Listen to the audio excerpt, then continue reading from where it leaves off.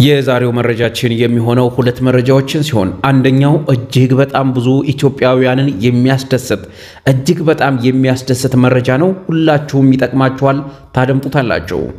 ሌላኛው መረጃችን ደግሞ የኢትዮጵያውያንን ሕዝብ እጅግ በጣም ልብን የሚሰብር እጅግ አሳዛኝ ነገር ነው የማስደምጣችሁ። እንግዲህ የመጀመሪያው መረጃችን በአንድ ባንክ አለ።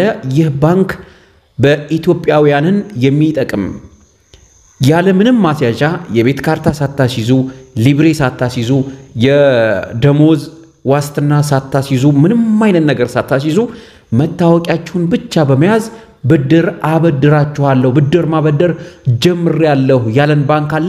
ስለሱ ባንክ ሙሉ ለሙሉ እናደምጣለን። በሁለተኛ ደረጃ ላይ ደግሞ እጅግ በጣም አሳዛኝ ያልኳችሁን መረጃ እሱን አስደምጣችኋል። ወጋገን ባንክ አካታችና ፍትሃዊ የብድር አገልግሎት ለመስጠት የሚያስችል ስርዓት መዘርጋቱን አስታወቀ።